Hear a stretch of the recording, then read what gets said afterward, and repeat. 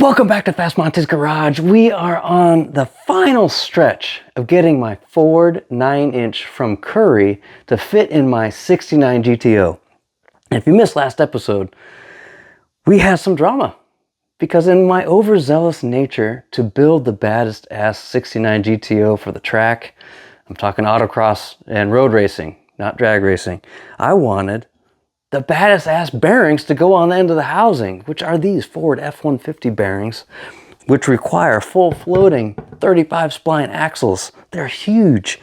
The benefit is all the side load when you corner goes into the bearing. It does not go into the axle, which you would see from typical rear ends, GM or Ford.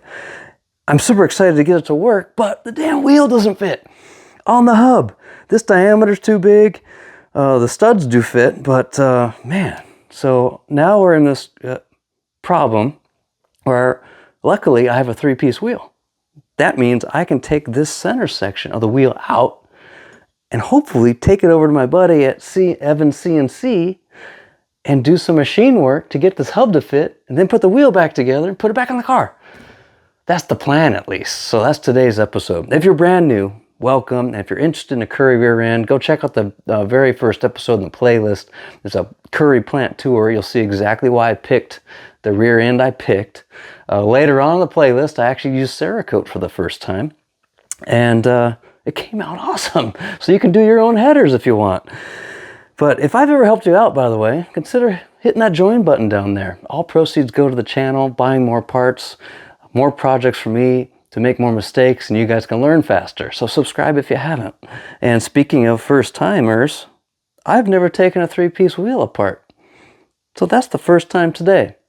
Before we do, those of you curious, this is a 20x10 from MHT. It's actually a US mag wheel called a Bandit, and it's wearing 295 30/20s. They fit just fine in my GTO. They'll fit just fine in your Chevelle if you're wondering.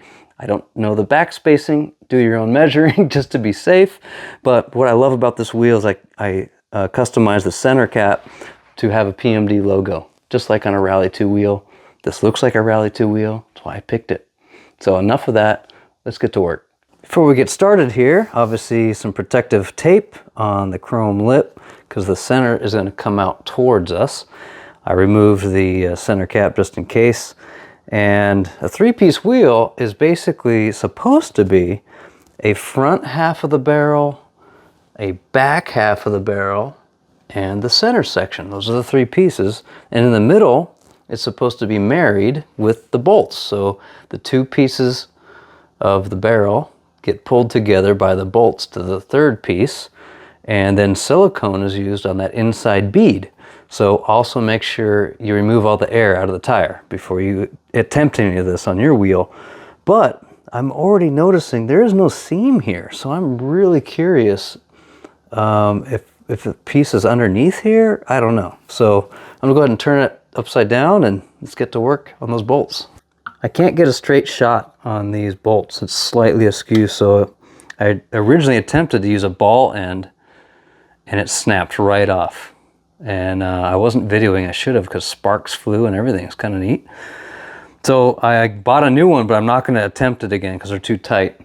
All right, I tried an Allen key and that's too tight. So now I'm going to attempt to use like a breaker bar and see if that'll help. Oh man, this better work because I'm kind of out of options. Oh, got something. Oh my God. Did that do anything? Yes, that worked. Oh my God, I got my work cut out for me. I cracked all of them loose and then I used my impact wrench thing with the ball and Allen on it. Got all of them out except for 2. There's 1 bolt over there, 1 bolt closest to us, and this already dropped loose. So that's a good sign. I'm gonna go ahead and get something underneath it so I don't scratch anything and then take those bolts out by hand. All right, 1 bolt out.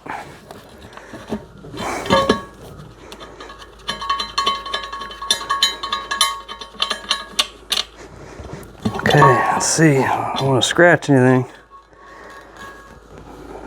Okay, that worked. Let's Let's get this wheel. Ooh. Here's a closer look at that wheel where they intersect. There is definitely just one piece, or it's welded. This flange is welded on, or the two pieces are welded together. It's not like a typical three-piece that I've read about online, where there's separate pieces that are basically glued together and then held together with the fasteners. So pretty interesting design, frankly. I guess it makes it easier if you're machining it, this whole barrel. So whatever, let's move forward. It worked. And then I marked it. That's where the air filler up valve is on the wheel, so I know where it is rotationally. Now I have to get the other wheel off. We're getting there. I got both off. That took forever, and my arms and shoulders are killing me from breaking those loose. But as you can kind of tell, that's bigger than this. So this has to be opened up, this bore. And I'm also thinking we need to add pockets in case I want to use a spacer. Let me show you why. All right, so here's what's going on.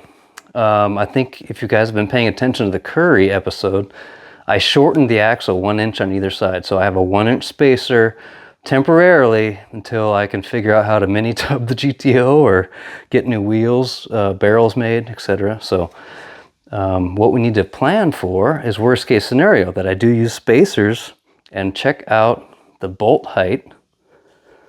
You guys see that? So there's the nut and bolt for, but you need room somewhere on the wheel because it's going to go like this, right?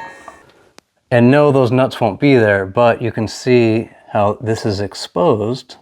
That means there needs to be pockets also on the wheel.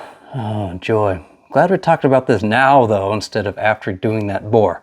All right, got some measurements, did some tracing, rough tracing, but basically I want to put pockets offsetting our current bolt holes, and they are 875 diameter, that's like 7/8, 3/8 inch deep, and this bore needs to be 3/050 at a minimum. Now, I'm lucky my wheels are tapered, which means that the tapering of the lug nut centers the wheel, so it doesn't have to be super critical to be the same diameter of the Currie hub.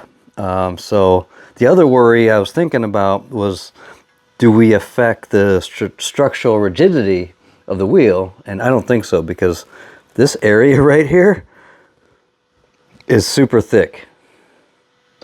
It's like that. That's like 8 inches. I'm just kidding.